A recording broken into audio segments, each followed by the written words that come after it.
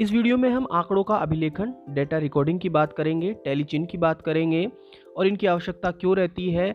Learning outcome है tally चिन्ह का के समझ विकसित करना कि टैली चिन्ह क्या होता है, डेटा रिकॉर्डिंग की समझ विकसित करना क्या होता है, आंकड़ों का अभिलेखन, इसकी समझ के लिए हम ये लर्निंग आउटकम हमने लिए हैं। तो इसके लिए हमने क्या किया है कि हमने 4 मिठाइयाँ ली हैं, गुलाब जामुन, बर्फ़ी, जलेबी और पेड़ा, और अपनी क्लास में कहा कि जिसको जो पसंद हो उसके सामने वह अपने नाम के सामने लिखे, एक लिस्ट बनाए। तो सारी लिस्ट बना ली है बच्चों ने, इस टाइप से लिस्ट हमारे सामने आ जाती है।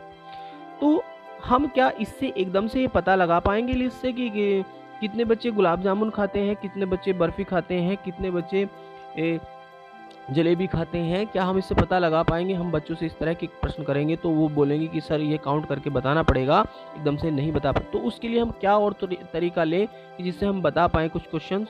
तो एक बच्चा बताता है कि सर हम ऐसे ले सकते हैं कि हमने एक रो में ले लिया है गुलाब जामुन, बर्फ़ी, पेड़ा और जलेबी। जितने बच्चे खा रहे हैं उसके सामने उतने साइन गोल बना दिए, जीरो बना दिए और उनकी संख्या फिर नीचे लिख लिए। या तो एक तरीका ये है। फिर एक बच्चा कोई ऐसे भी बता सकता है कि सर हम क्या करेंगे कि ये चारों जो हमारे पास मिठाइयाँ हैं इन्हें एक कॉलम में लिख लेंगे।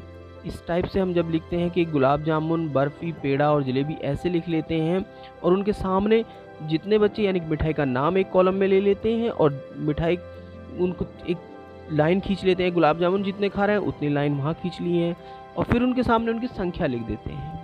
इस तरह से हम एक और तो 2 बच्चों के आइडिया या 2 तरीके हमारे सामने आए हैं। अध्यापक इन दोनों बच्चों के पूर्व ज्ञान को अपने लर्निंग आउटकम से जोड़ते हुए अन्य बच्चों को भी समझाएंगे और उन्हें भी समझाएंगे कि हम टैली चिन्ह का इस्तेमाल करके इस सूचना को, इन इन्फॉर्मेशन को और आसानी से ले सकते हैं।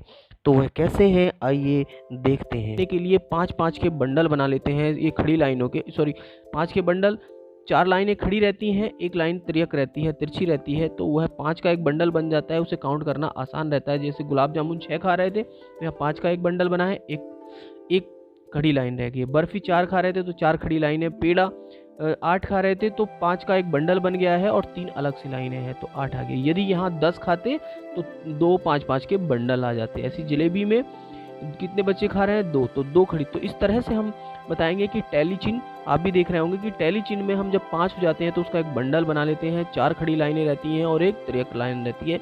इस तरह से हम टैली चिन्ह का प्रयोग करके अपने डेटा को रिकॉर्ड करते हैं, अपने आंकड़ों का अभिलेखन करते हैं और यह इसका प्रयोग करके जो डेटा का अभिलेखन होता है वो आसान हो जाता है। उससे इन्फॉर्मेशन लेना, उससे इन्फॉर्मेशन यानी कि सूचनाएं प्राप्त करना, पुनः प्राप्त करना बड़ा आसान रहता है। यानी कि हम आसानी से बता सकते हैं। एक बंडल गिन लिया, जैसे हम गुलाब जामुन 6, एकदम हमने काउंट करके बता दिया है कि 5 और 1 6। पेड़ा कितना? एक बंडल पूरा और 3 और लाइनें यानी कि 8। जलेबी कितनी? 2 खड़ी लाइनें हैं तो 2। बर्फ़ी कितनी? यानी कि 4 खड़ी लाइनें हैं तो 4। इस तरह से हम आसानी से बता सकते हैं टैली चिन्ह का प्रयोग करते हुए। अब हम नेक्स्ट वीडियो में समझेंगे कि टैली चिन्ह लगाते कैसे हैं। ये तो टैली चिन्ह का हमने ज्ञान किया है कि उसके लिए आप नेक्स्ट वीडियो में मैं बताऊंगा। उसके लिए आप मेरा चैनल सब्सक्राइब करें, बेल आइकन भी दबाएं जिससे नोटिफिकेशन आप तक